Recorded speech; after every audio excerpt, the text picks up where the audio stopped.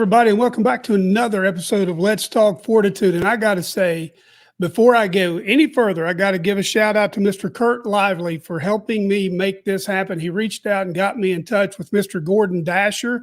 Gordon, thanks you so much for coming on the Let's Talk Fortitude podcast, bro. Oh, thank you for inviting me. And Kurt Lively connection? What's that? Kurt Lively is our connection. He's our connection. Oh my goodness! Oh, now my connection with Zach is Brent Acord. Brent came on the podcast, and I guess he and Zach were good friends. And I may have done when Zach was doing his pharmaceutical thing. I guess they knew each other there. So when we got done, I said, "Man, I'd love to get Zach on or whatever." And he said, "Oh, I can take care of that." It's all about networking and connections. And but if anybody doesn't know, Gordon is the widower of Jan Robertson Dasher, who is Phil Robertson's sister, and the mother of Zach Dasher. But so I wanted to get Gordon on because I want to hear a little bit when we see Jan in this movie. She's more than that. Gordon's more than that, and we're going to go through some of that. And I don't want to get ahead of myself, Gordon. And what I normally do is just kind of give you an opportunity to say, "Hey, where were you born and raised? Are you a Louisiana guy, or were you born and raised somewhere else?" Louisiana, no. I was raised in Gainesville, Florida. Oh, that's right. That's right. Yeah, but I was born in Valdosta, Georgia. But I tell people I was conceived in Florida. So I probably lived in Georgia maybe a year and a half, 2 years of my life, and most of the rest of my life I lived in North Florida. From anywhere, my dad managed dime stores. The chain was called McCrory's, and anybody from the South probably remembers that if they're old enough. But we lived in Tallahassee. We lived in Live Oak, Florida. We lived in Panama City, and then we moved to Gainesville when I was in third grade, and stayed there until I graduated from Gainesville High School and went off to Harding University in Arkansas, and then came back and eventually wound up at the University of Florida, graduated from there. So Zach went to school there at the University of Florida too, correct? No, he went to Harding University as well. I know that he's a big Gator fan because I hear it's always a big thing. I raised him right. Oh my God! So how did you? Now, was your mom and dad Christian people? Were you raised in the church when you were coming up? Oh yeah, they were good people. They were believers. Yeah. Now, how did you and Jan? How did you all end up getting together? You want my version? Or the truth? When she was alive, I would. So I went out to White Straight Road. They had a seminary, and I went out there to go to school, which was kind of a weird thing. I mean, I was living. I'd never even tasted beer until I went off to a Christian college, and I got into all of it. The whole party scene back in the early '70s, and then the summer of '74, the elders of my church, they didn't know what I was doing, but they asked me to be the youth minister for the summer, and I was thinking, are they nuts? But I also was thinking, this is an opportunity for me to get out of this, because I was tired of it. You know what I mean? It was empty. And even while I was working there that summer, I'd go out and party and come home at night and just bang my head against the wall and pray for God to get me out of this mess. So they called me back in, and I thought that they had discovered the way that I was living on the sly. But they said, "We think you have potential to do ministry, so we're going to send you, if you want to go, we'll send you to a school in West Monroe, Louisiana, and we'll pay your expenses." So I got there. I jumped at the chance because I was really sick of all the stuff that I was involved in. And so when I got there, I hadn't been there hardly any time at all. And they had a mixer out at Camp Chioka, which is the camp that the church owned at the time. And they had a mixer for the new students. And I went. And my version is that I was surrounded by many young ladies clamoring for my attention. And Jan walked over and said, "No, he's mine." That's probably not the way it really happened, but we met at that event and started dating pretty quickly. And we were married within maybe 5.5 months. 5.5 months later, we got married, which I told Al, her nephew, I said, I mean, how lucky was I? I mean, I could have married her. She could have come from a family of crazed duck hunters, just all kinds of mental illness, because they had a little bit of mental illness in the family with Phil's mom, as you saw in the film. But I look at it as a God thing. She was a very godly woman. She was emotional and had a lot of deficits from her, what I call her daddy hole. But we first got married. She'd go to bed at night. We'd go to bed together and we'd pray. And she would pray things like, God, she challenged God. You own the cattle on 1,000 hills. Why don't you do something about our finances? I was working for this church for peanuts. And she'd pray stuff like that to God. I'd move over because I didn't want the lightning to get me too. It was only later that I realized she was praying David type prayers, where David would challenge God. Why don't you do something about this? How long are you going to take before you straighten this out? And even in the book of Revelation, you see that kind of prayer. How long is it going to be before you avenge our deaths?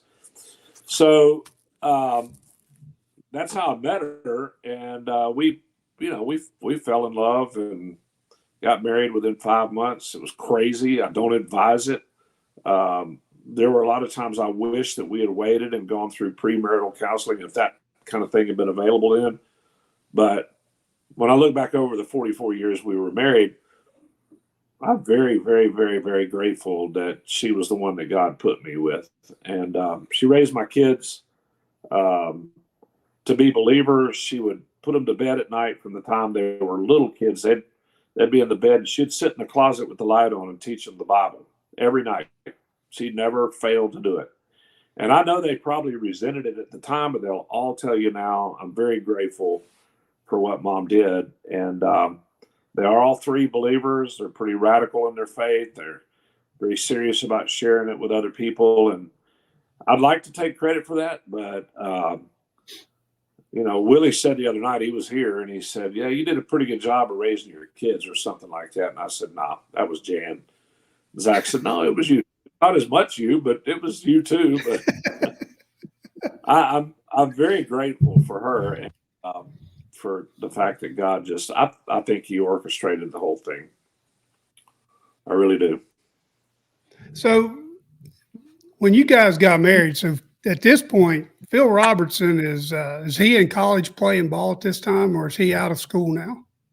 Oh, he's out of school running a bar. If you saw the film, he was when I first met him, he was in the bar. Jan, I hadn't been out of that lifestyle maybe 2 or 3 weeks. And she said, I want you to go help me convert my brother. Well, I walked into the bar. This is before she took Bill Smith. I walked into that bar and he just intimidated the fire out of me. He ripped me to shreds, ridiculed me, condescended me. Now, if he tried that now, I'd take him on. But back then, I was just like super intimidated. And he wouldn't do that now. We're very close friends, now. But back then, I didn't like him. And I don't think he liked me either. I think the main thing he didn't like about me, I was from Florida. I don't know what his deal was. But he said, what kind of line guy from Florida used to get my sister to marry him? That's his favorite line. He does that all the time. But Anyway, we went out to the bar, and he was living it up. A very mean person, very, very broken. Just looking back on it now, I realize he was in agony, because that kind of life never produces joy or happiness, peace of mind, all the stuff that he has now. He could have never found it living the way that he was living, because I didn't find it when I lived that way either. So I understand it now. So when so you all were living there in West Monroe when he finally came back and asked Kay to. No, we'd gone back to Florida. We got married. So you were in Florida at that time, right? It was a few months after we left. So we left in, I'm not sure the year. I think I know we left in May or June of 1975, and I think it was shortly after that, because right before we moved from West Monroe is when he kicked her out, and she and Al, Jason, Willie came to live with me and Jan for a few weeks. And then she found another place right before we moved. I guess the church set her up. I'd forgotten that. But the church had set her up with a house. And it wasn't too long after that before he broke down and came to Kay with his tail between his legs and begging her to take him back. So maybe 2 or 3 weeks later. I just remember the day that Kay called Jan and said Phil was baptized. I just remember that. And I remember where we lived, and we only lived in that house for maybe a year. It belonged to the church that I was working for. So that's one of my questions. What was Jan's reaction when she got that phone call? Oh my gosh, man. She just started bawling, jumping up and down. She was just, Phil was baptized. Phil was baptized. She was just beside herself with joy. Yeah. So you know him, Phil, at that time. So being where you were, what was your reaction? I mean, what were you feeling at the same time? Honestly? Yeah, I mean, that's one of the questions I got. I wanted to, because I'm human too, brother. I know, honestly, I was thinking, yeah, we'll see. Because I didn't have a lot of faith that, because I wasn't there when it happened, so I didn't know how broken he was. I didn't know. So, I was hopeful. I didn't really even know him. He didn't come to our wedding, or I'd only met him that one time. And so I didn't really even know him other than that one encounter that I had with him in the bar. So I think that I was probably thinking, we'll see. Yeah, we'll see how this turns out. And I don't mean in a way that was like, that like I was predicting that it wouldn't work. Just that I just wasn't sure, Well, I think that's probably what some of his friends thought too, because it's in the book where his buddies show up at the house and they say, "Hey, let's go. We're going out to party." He says, "No, the guy you're looking for, he's dead. He's been buried." And well, I don't think that Big Al and those guys knew that he had been baptized. I don't think they knew that he'd given his life to Christ. The best I remember, I don't think they were aware of that. Now, Big Al came to Christ just a few weeks or a month and a half or so before he died. Is that right? Because I know some of the other ones, Phil said they wouldn't listen to him.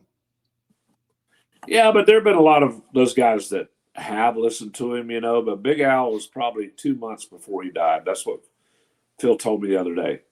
I don't know if his recollection is accurate or not, but it wasn't very long before he died but Phil was able to share with him, and he baptized him. So I know he got pretty emotional. Yeah, one of the things when, talking about it, and one of the things that I read in Phil's book that really hit me was when he actually showed back up there to beg for Kay's forgiveness and how broken he was, because I kind of go back to where I was about 3.5 years ago, man. I mean, I don't know that I've ever been that broken, Gordon. I told people, some of the folks I've talked to at the retreat and some of that I've talked to about the time, when God broke me this last time, it wasn't one of those dry twigs you go get, and you break and it's a clean break. Mine was he grabbed a green sap off of a oak tree or something. And that thing, when you try to snap a green twig, it shreds and it oozes. And yeah, that was me on this last trip.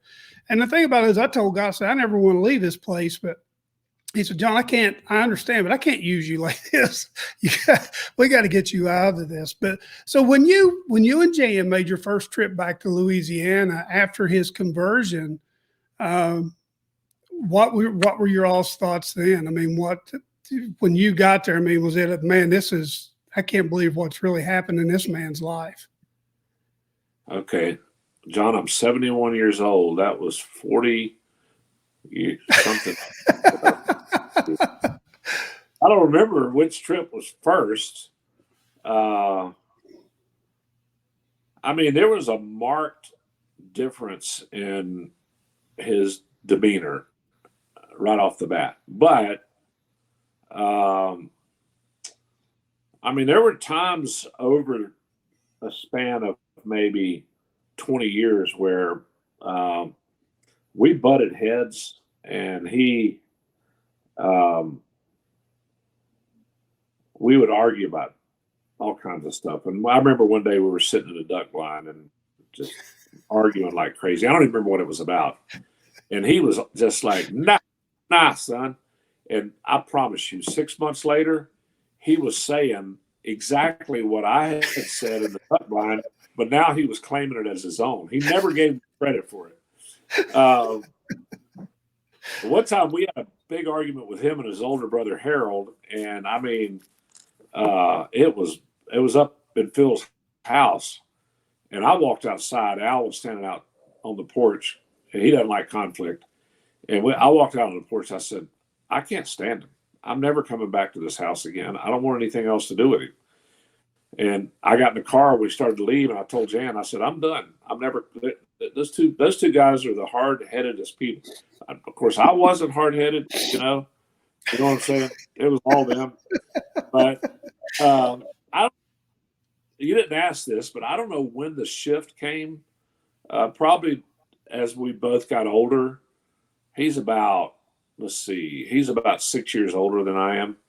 But as we got older and realized that we had a common passion for the gospel, and I grew to respect. Well, we wrote in the last book we did, Uncanceled. He told me this, and so I wrote. There's a section in the book that says this. But at one point, when you walked into his house, he would berate you with the gospel, and he had a very systematic way of presenting the gospel that would lead you to baptism. And he would basically berate people into being baptized. And then he told me when we were doing research for this book and I was interviewing him on Uncanceled, he said, I realized that I was doing the work of the Holy Spirit, and that wasn't my job to get them in the water. My job was to preach the gospel to them. And so at some point along the way in our relationship, we both kind of came to that same conclusion. He mellowed out, I mellowed out, and I would say for the last 30 years, we've been, great friends. And then we served as elders together at Weiss Ferry Road for a number of years. And I lived next door to him, so I spent a lot of time over at their house, and they would come to our house. I don't know if you know this about him, but he's not the most personable one-on-one guy you've ever met. He's insecure.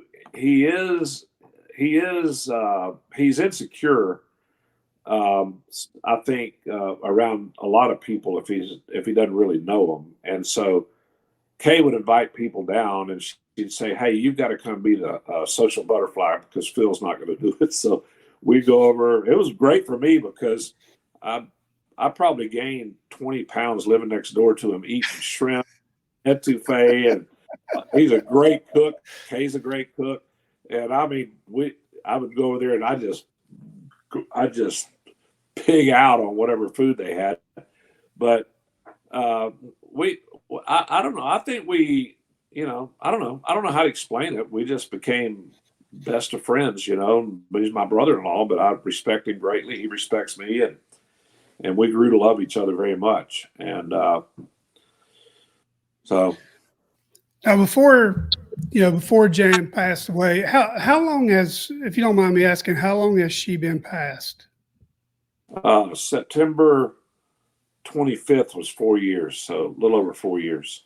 So she actually got to witness him in action, leading people to the Lord. And yeah. So she actually, that's awesome. That's, man, how rewarding. I just, that God bless you like that. To me, that's about as close as you can come to where God told Moses, said, you can't go over into the promised land, but I'm going to let you look over in there, see where everybody else is going. So for him to say, okay, Jan, you may not be around to see all of them, but I'm going to let you see a good majority of most of it. And she was an evangelist in her own right. When she died, we took her body back to Louisiana. There were probably 1,000 people at her funeral. Wow. And now I always joke and say that when I die, there will be 2,000 there. But they're all going to be there just to make sure I'm dead. But with her, they wanted to honor her, and there were women that came up to me after the service, with tears in their eyes, and they would say, these were women that had been in sex trade or had been, married multiple times, drug addicts, people that had been in all kinds of addictions, alcohol and that kind of thing. And they would come up to me with tears in their eyes and say, and it was so funny because their testimony to me about Jan was the same. If it hadn't been for her, I wouldn't be a believer right now. And then men would come up to me and say, she didn't convert me, but she converted Phil, who converted me. Or she didn't convert me, but she converted Phil, who converted Paul Stevens, who converted me. It'd be sometimes 3 or 4 generations down the road. And her impact was direct and it was indirect. It was like it had... it was generational. It was generations of people that became believers because of her faithfulness and her desire to see Phil come to Christ. But then she had her own direct impact on people that she, basically discipled. Half the time when she talked, I'm not lying, I had no idea what she was talking about. It was just, she talked 90 miles an hour, and she's like Phil, she had these tangents that went out in 1,000 different directions. But people could see past that, and it's pretty funny unless you lived it. But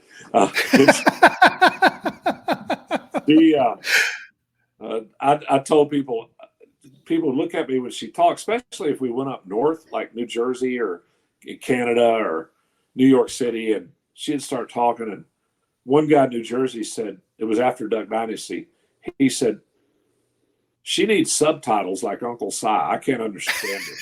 I said, well, good. It's a good thing for you that I speak Janish. So I'll interpret. I'm an interpreter.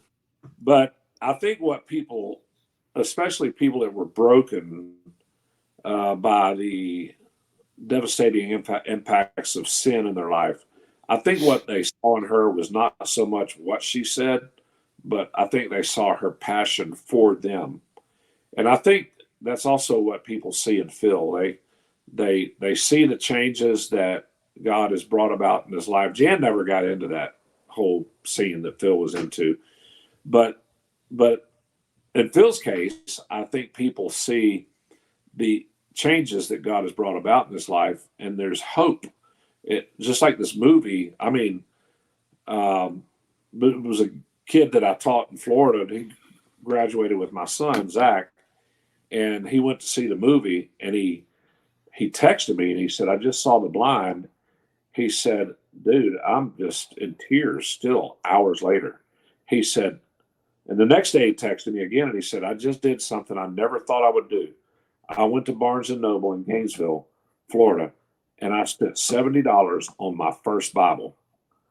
He said, and then he texted me a few days ago and he said, my girlfriend that I live with thinks it's weird I read the Bible all the time, so she's kicking me out.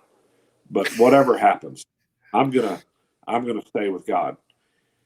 So I don't know how it's going to work out for that dude, but I mean that's just one story, and I think that in Phil's story that you see in The Blind, I think for the last 48 years or however long it's been, I think people have seen where he was. They understand that he lived this way at one time, and now they see him worshiping God, and he's a completely different man than he was in 1974, 75, and they're thinking to themselves, man, that could happen to me maybe. And it gives people hope. And in Jan's case, she never had that testimony, but she and Phil are alike in this sense. They both have that passion for, she had that same kind of passion to preach the gospel. She never sought the limelight. Phil doesn't really, it just happened to him. But he's not one that jockeys for position and she wasn't either. She never tried to be up front or be in charge or anything. She just relentlessly just shared the gospel with people, beginning with her family and morphing out from there, and when she died, the testimonies that people gave me, they sent me messages or posted them on social media, just the impact she had on them. And since this movie, that's all started again, where people are, telling me the same thing that I remember what she told me in 1975 when y'all first came to our church in McClenny, Florida.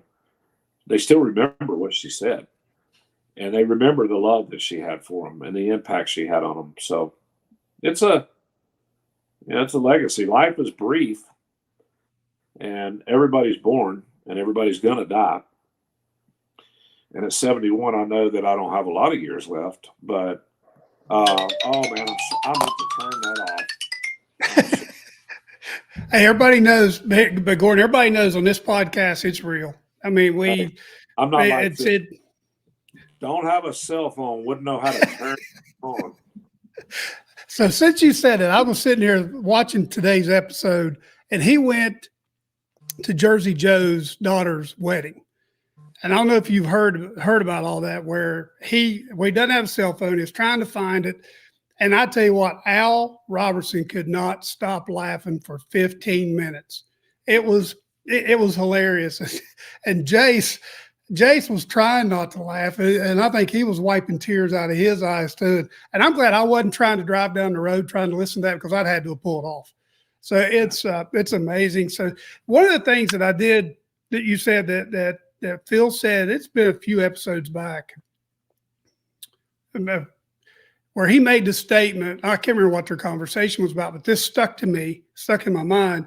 He said, everybody thinks they want fame and fortune until they get fame and fortune. And the thing about Phil is, man, just about everywhere he goes, he's got to have some kind of security detail with him. The one thing that I know about, that I recognize about Phil Robertson, is that he's not about worldly treasures. They still live in the same place they lived when they moved to the river. It's the same place. They could have went out and bought a mansion, or but what's he done? He's bought up land around him, and he's trying to preserve it and do a good thing with it. But the man's heart is just amazing. But anyway, we're not here. I'm not necessarily here to talk about Phil. We're going to talk about Jan. So now, Zach, and if you don't mind, if you don't want to talk about this, you don't have to. Now, Zach and Jet went to school together and roomed together or something for a while. Is that correct? They ran around together for a while. Zach went to Harding University for maybe 2 years, and then he transferred to Louisiana Tech. Phil, I think Jet was at University of Louisiana Monroe. They're only 30 miles apart, but they did a room together. Yes, because I didn't know if they were together during that time where Jep finally come home and they had an intervention and said something's got to change, and Jep said, it's about time, or I was wondering when this was going to come.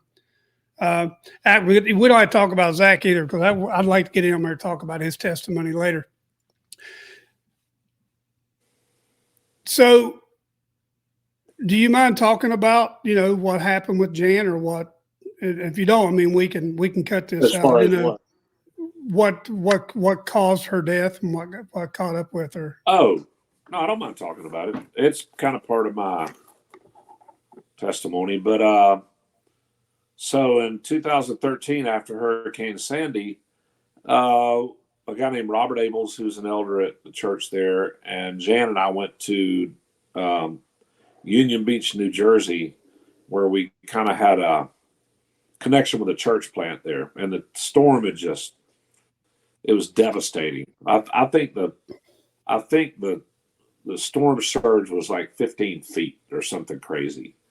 So these people, some of them, their houses were destroyed, and they floated out on pieces of flotsam and debris, and just escaped by I don't know, maybe people died there. I don't remember. But anyway, we were staying at a Holiday Inn near Union Beach, and it was in March, and Robert had a box of Bibles that probably weighed 50 pounds we were going to give away.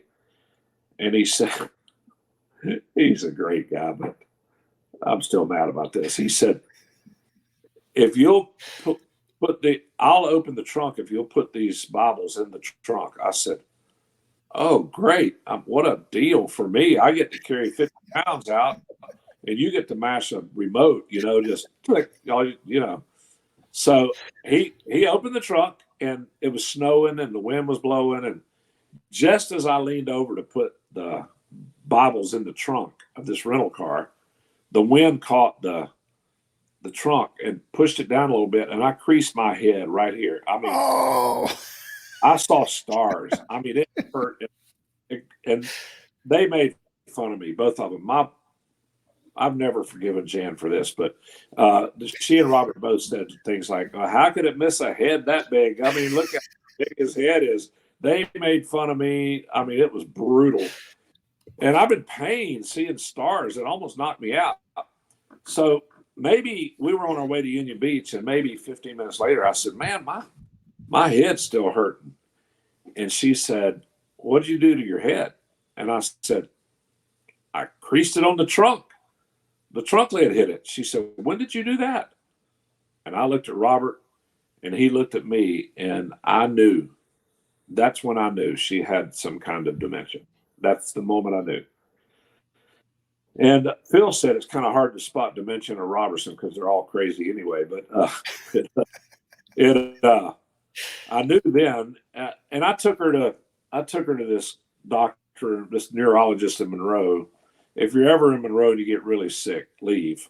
Go to Shreveport, to LSU, go to Little Rock, go to Birmingham, New Orleans, but don't go in Monroe. So he said, I think she's got West Nile virus. And I said, so I took her to another neurologist in Little Rock, who told me he diagnosed her with dementia. I took her back to another neurologist, a different one in Monroe, diagnosed with the same thing. Took her to a psychiatrist that specializes in dementia, that was friends with Zach, same diagnosis. So she was like very functional for quite a while. She would forget things, like she'd say, one day she said, she looked up at the microwave. She said, I know that has something to do with cooking, but I can't remember what the name of it is. I said, microwave? She said, yeah, why can't I remember that? And so it'd be stuff like that, but she was very functional. She kind of made light of her dementia, I've got dementia, and so a few months before we moved to North Carolina, we just built a new house. And because we lived down on the river, it was dangerous. And Zach said, I'll give you 2 acres if you'll build a house, and I'll stay here as long as mom's alive. Well, I moved in on March 1st of 2018. And in May, he said, I think we're moving to Asheville, North Carolina. I thought, oh, great. So, but she was starting to have hallucinations. One night she woke me up and said, you know, there were hundreds of women in the yard that I was having a relationship with, hundreds. And I said, "What are you talking about?" She said, "You see them." And she pointed to them. Well, they weren't there, but she saw them. She had a lot of stuff like that. We moved here. She was barely functional. Soon after we got here, I went out. My brother has a cabin about 30 miles east of me, and I parked my boat there, and a hurricane was coming through, the remnants of some hurricane. And I went out to cover my boat up, and he lived way out in the middle of nowhere in a gated community out in the mountains, and there was a sharp drop, almost a cliff behind his house. It was probably a 30-foot drop. And she ran from me and said, "Don't kill me. Don't kill me." And she was thinking I was going to kill her. I go, "Jan, I'm not going to." She said, "I want Gordon." I said, "I'm right here." She said, "Nah, you're not Gordon." So that kind of behavior progressed. A few days later, she ran from me and at the Dollar General, ran into a grocery store next to the Dollar General and told the manager I was trying to kill her. So he blocked the door. He wasn't going to let me in, which was the right thing to do. But I said, "Look, she's got dementia. Would you please call 911?" They took her to the hospital. They took her from Mission Hospital to a geriatric hospital for dementia patients. And she never was ever the same again. And she progressed to the point where she didn't know who I was. One time I asked her what my name was, and she said James Robertson, which is her dad. I thought, oh, great. About 10 minutes later, I said, "Do you still remember my name?" She said, "Yep, you're Jesus Christ." So I got a promotion. At least I got that, you know. And then the last day she was at home with me, she was very modest. If she bought like a blouse or something that was too low, she would take it to the sewing lady and have her put a snap on it, you know, so she could snap it up. She was very modest. And we were at church, and I was preaching, and she started trying to take her clothes off. She didn't know where she was or anything.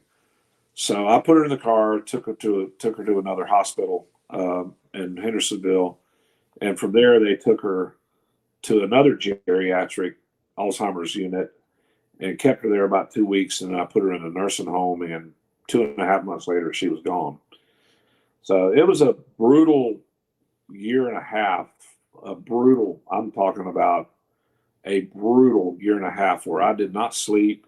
I got no rest. It was 24 hours a day of taking care of her. And I just prayed for God to give me eyes for my wife and my wife alone. That I made a covenant vow that I would love her for better or for worse, rich or poor, better or worse, till death do us part. And I just prayed I prayed for God to give me the grace to fulfill that vow. And I think that I did that. My kids say that I did, and the people that knew me best at the time said that I did. And you know, it almost killed me. So I was in a furniture store the other day, and there was a lady that works in there now that used to take care of Jan a little bit. And she told my current special lady friend, my fiance, "I wish you'd have seen this man 3 years ago. You wouldn't recognize him. He's just progressed so much." But I look back on it, and yes, it was difficult, and it was hard, and it was taxing and demanding in ways I can't even describe. But in my mind and in my heart, I have the satisfaction of knowing that I dedicated that 2 years, year and a half, 2 years to taking care of her. And I eventually did put her into a nursing home because I could not manage her. I couldn't control where she was. She was in danger of walking out of the house, you know, walking into traffic, that kind of thing. But and I think she would have done the same for me. You know, I think she would have taken care of me as well. But it was an honor. You know, it was hard, but it was an honor. I don't know if that makes sense to you or not, but it was an honor to take care of her and to lay down my life for her. So my aunt, my dad's sister, her husband developed Alzheimer's, and he could barely move. but he was still pretty strong. And it had progressed quite a ways. And he grabbed a hold of her in the house one day, thinking that she was somebody, didn't know who she was, that he thought he was protecting her by harming her because he thought that she was there to harm his wife, Eva. So at that point, he had to go into a home, and again, it wasn't long after that he and she took care of him, brother. She loved him and got up with him. I don't know. Dad said I think it's 5, 6, 7 times a night. It's sad to watch that because Tommy was, to me, was a mountain of a man that I had always looked up to my whole life as an uncle. So I get it, and I honestly believe, Gordon, that there's a special place for people like you, my aunt, who honor those covenants that they made between not just them and their spouse, but them, their spouse, and our Heavenly Father. And Jason and we're just talking about this, I think in the book of Mark, where they're talking about how marriage is a covenant, and they've been talking about that on the podcast. And it's amazing that you hear you hadn't done on the podcast, maybe listen to it, I don't know, but then you use that same covenant as well. And and lo and behold, now we're dealing with this with my wife's dad, and we're seeing where everybody's just trying to love him through it, be patient with him, and so I hate that. But man, I am so glad that she got this before she got there, that she got to see her brother in action. Oh yeah, for years she saw it. But it sounds special, but it really ought to be the norm that a husband or You're a wife right. lays down their life for their spouse. That's the You're vow right. you make. And when you enter into that covenant, that ought to be expected. And nobody should turn around and say, man, you're so special. It ought to be what every husband does or every wife does for their spouse.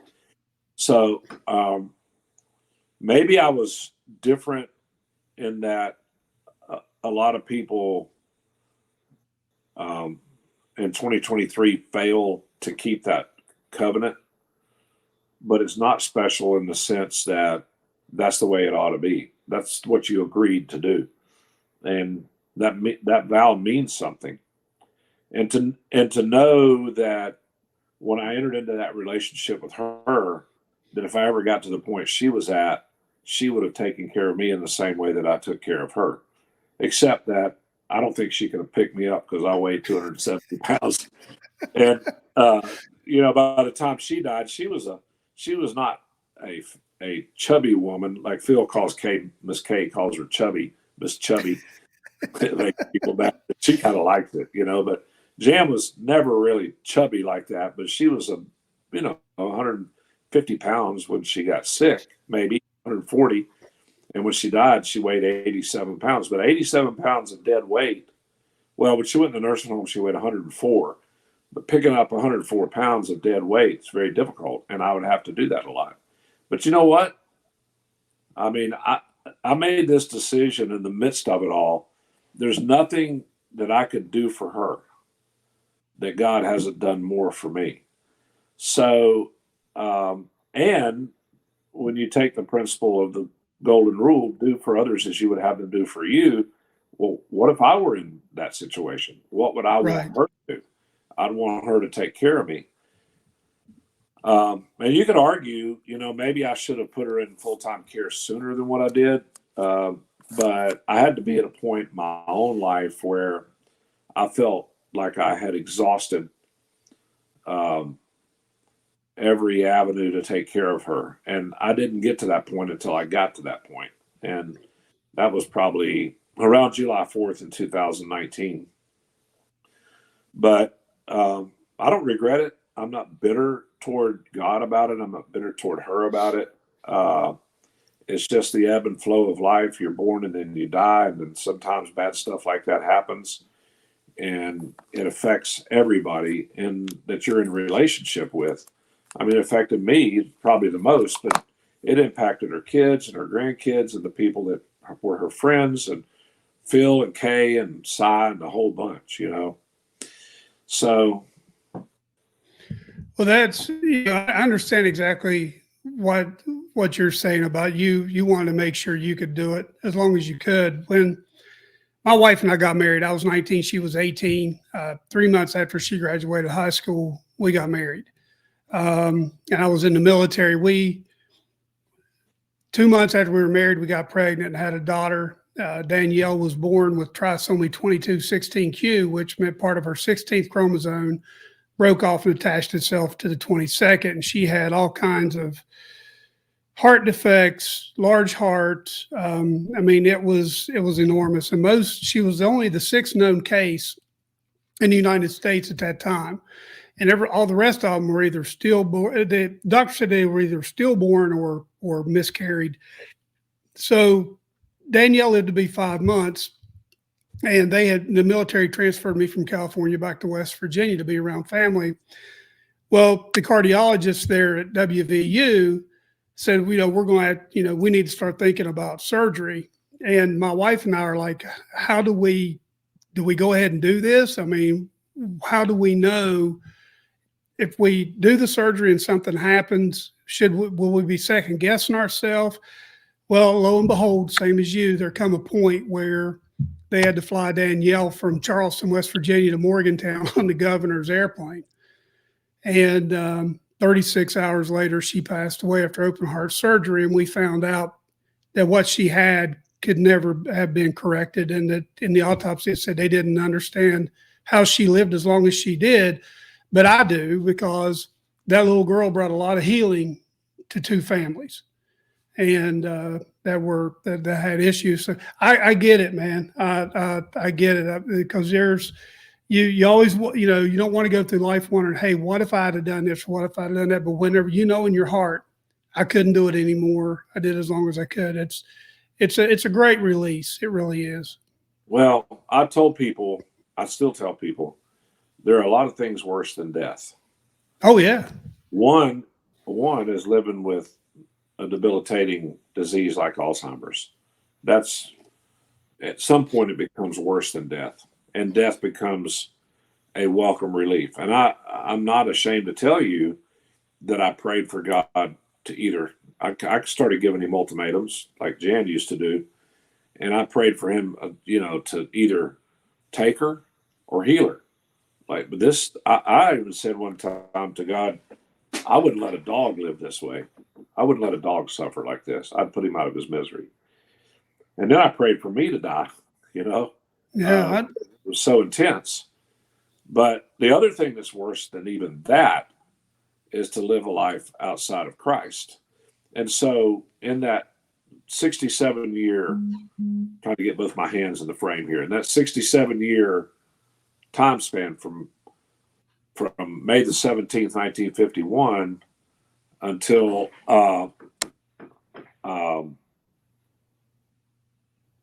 September the 25th, 2019, there's this little girl. If you look at the movie, that was the most emotional part of the movie to me, was watching her mom being hauled away in a police cruiser to the mental hospital. And that happened multiple times. And I know that everything that another way of saying this is everything in Phil's life and everything in Jan's life and everything in Cy's life was filtered through that experience of watching their mom go through these mental breakdowns. And there's a big, long history to that. She was 39 years old when Jan was born. Jan was the seventh of seven. Their dad didn't make a lot of money. Sometimes he was unemployed for long periods of time. She's just trying to juggle things around and make them work. Their mom was. And I think she just gave up, I just think, but that was hard for a young kid to watch. That kind of mental illness, if that's what you want to call it. But still, in spite of all of that, in spite of it, from the time she was a little girl until she died, she was an extremely faithful woman. And not just to me, but I mean, to God, first of all. Right. And I'll tell you something interesting that I think this is cool. I told this to somebody today at the car repair shop. I was waiting for them to look at my truck and check my transmission and all. So I'm sitting there talking to this guy, and I said, you know what's weird is that at her worst, when her disease really got to the point where she was unaware of her own identity or mine, or her children didn't know who any of us were, she would sit up in bed and raise her arms up to heaven, just raise them up, you know, and this, like, it was almost like, you know, begging for God to come take her. And then the day that I took her to that last hospital, I'm driving there and she's super agitated. And I had an Alan Jackson. I didn't have a CD. CDs aren't. I had it on Apple Music. That's what it was. So I said, hey, Siri, play Alan Jackson Precious Memory CD. And it started playing. And she didn't know my name, didn't know her name, couldn't put a sentence together. But she sang right along with Alan Jackson. You know, and he walks with me and he talks well. All those songs, it was a 35-minute drive. She knew the words to all of those old songs. Every one of them, like that spirit was in her still that cried out for God. And so some things worse than death, yeah. Dying or living without that kind of relationship with Christ is way worse than dying. And then dying without him is even worse than that. There's no hope outside of a relationship with Christ. She had that. And when I say it was an honor to be married to her, an honor to watch her work, you know, in terms of just sharing her faith with people and proclaiming the glory of God. And yeah, it was a big honor. She was amazing. Not perfect. Far from perfect, and we had plenty of disagreements along the way. She was amazing. So, as you look back over her life, and now you see where Phil's at, how would you describe the influence and the impact? You know, we don't have to go into it very long. I mean, what you've said is just incredible. I mean, if people can't figure out the way Jan influenced people and the impact that she had upon those around her, they need to go back and listen again. But how would you kind of describe that, you know, the influence that she had on others around her, or the impact that you saw it over the years? Well, it was pretty profound. So when Zach first started getting into, hold on, I got to pop up here. When Zach started getting into apologetics, probably around 2006 or so, he started studying all these deep thinkers, you know. And he had a job in pharmaceuticals. I tell people my son sold drugs, but it was legal. But he had a lot of time driving, you know, because he had a big territory. So he'd listen to podcasts, and he started using all these highfalutin theological terms. You hear Jace making fun of him about it on the podcast. Epistemology or yeah. So he called his mom up one day and he said, I got two stories I want to tell you. Don't let me forget to tell you the second one. But Okay. He called her up one day and he said, Mom, how do you know God's real? She said, we lived up 20 feet in the air on the bayou. She said, I walk out on that porch and I look at the leaves budding out, or I look at the leaves falling. I see the beavers swimming up the creek. I look at them building the dam or the beaver hut. I look at the birds. I listen to them singing. Man, I know God's real. And he said to himself, she's so narrow-minded. That's so simple. And then he started studying this guy out of Notre Dame University who was a big apologist, and everybody respects him. I can't remember his name. I think his last name was Paglia, but I could be wrong. But he said, I could boil everything I know down to this. I just walk out. I look at what's been created. I see the birds. I see the trees. I look at my own body. I look at my children, and I know God's real. There's not a doubt in my mind just by looking at what I see. Amen. So that was, a profoundly simple would be how I would describe her. So, but she had a special gift. I don't know what it was. It was really weird. She had I don't know what you call it, but one day she woke up and she said, I had the weirdest dream just a while ago. I said, what did you dream? She said, I dreamed we were at Whites Ferry Road Church, and there was another church, same denomination across town called University Church of Christ. And she said, I dreamed that one of the elders from the University Church of Christ called Zach and offered him their building because they're about to shut down, offered Whites Ferry Road their building to do student ministry at the university. And I said, yeah, right. Yeah, like that's going to happen. No lie. 9:30, I'm in town. She called me up. She already had dementia then, but it wasn't too bad. She called me up and she said, you're not going to believe this. Zach called, and this elder, the one I dreamed about, called Zach and said, we want you guys to come over here and take over this building and use it for student ministry at the university. So I thought, okay, all right. I can make fun of her all I want to, but that's too spooky for me to ignore. I cannot ignore it. But that happened repeatedly with her. She just had a connection. I don't know if God revealed that to her. I don't know. But that is a strange coincidence, wouldn't you say? That is. I know that Todd Langdon, by the way, just sent me a text message, and he wanted me to thank you for coming on and doing this. Todd's testimony posted today. I've had tremendous reaction, and from Todd Langdon. I don't know if you know him or not. He's a guy that I told you is my accountability partner down on Lake Okeechobee here in Florida. Phil baptized him over at the university when he was over there. It's funny that you'd talk about the university building at the university. I don't know if it's the same building or not, where Phil used to go over there. Same one. Yeah, Todd was baptized there by Phil.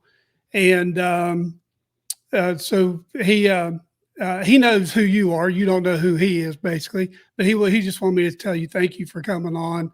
He prays for this podcast like crazy. There's a long history with the podcast. Larry Bowles actually played a big part of that. Larry and I, he's part of this series. We recorded with him being in Athens, Greece about 2 weeks ago. Wow. And so it'll be Larry's second time on. But Gordon, I would love I'd love to find another topic and come back. I know that you and I shared in our phone call that we both kind of had some not so pleasant church experiences. Not that I want to drag all that back up, but I think maybe if we had a podcast or short one or talked about it, maybe we could help other pastors or another pastor somewhere that's struggling, so that he doesn't put himself in the desert for 20 years like I did. Because you and I both know that's hard and it hurts. And so I would love to, if you'll come back on after the first of the year. And that's about when this thing will start wrapping up, this series. And by the way, everybody will know this. Gordon's will be the first one to drop. I don't know if I'm going to drop it next Monday or be the first weekend in November. Whenever it drops, everybody will know then. I'll let you know, Gordon, when it goes up, but you're going to be the first episode, especially with the blind still running. I want to get this out to people so that they can so that they can get to know Jan Robertson Dasher better and have a better understanding when they actually see that movie of who she actually was. And I really appreciate you coming on and opening up your heart and telling us about her. And because I'm part of that, and Todd Langdon's part of that. And I know there's people not only in this country, but around the world who are recipients of what So your you're down wife line, did. you're What's down that? line, you're down line from Jan. Like if it was Amway, you'd be down line from her. Oh yeah. Oh yeah. I'm down line. I'm definitely down line. Well, if you want to have a conversation about church hurt, I'm more than happy to do that, because here's what I want. And only a guy that's been wounded by church can say this, but I'll just give you a preview. If you've been wounded by church, count it a blessing, because it allows you to divorce yourself from denominationalism and system and to really seek Christ. I've told people, look, I'll tell them, I've been hurt by the church, and so I can tell you this: suck it up. And Jesus never said you're going to be free from pain or opposition. You're never going to be free from bad elders or deacons or church leadership, but you're called to worship me. And that's not the same as being part of a church or a ministry. So that's my preview for what I would have to say about that. And mine would be, I wish I would have had a Gordon Dasher in my life at that time when it happened to me, I'd have told you, because I needed somebody to tell me to suck it up. That's exactly what I needed. Hey, it didn't happen, John. It didn't happen overnight, but that's where I think God's led me to that point now, where I look back on that. It's been, I don't know, 1988. And now I look back on it. 1975, I first got fired from the church for bringing black kids to church.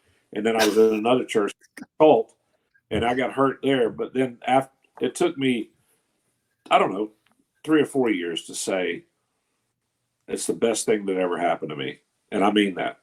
I'm glad that it happened now. I wasn't then, but I am now. So have me back on. We'll talk about it. We call it the Suck It Up podcast. Hey, that sounds great. The Suck It Up podcast. That's that. Yeah, you know what? That's great. By the way, I just want to tell everybody too that we really didn't get much into the book that you're helping Phil write. But anyway, we'll talk about that. We'll talk about that a little bit later, because it's going to be right around that time that it comes out anyway.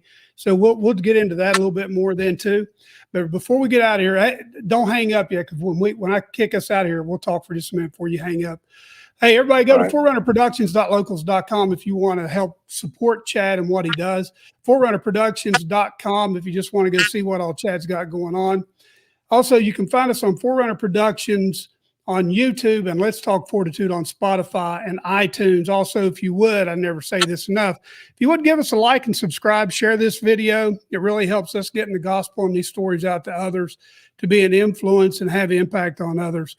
And before I get out of here, I got to give one more time a big thank you to Gordon Dasher for being part of this. And bro, I cannot thank you enough for being here and agreeing to come on. Thank you for having me, man. It's a pleasure.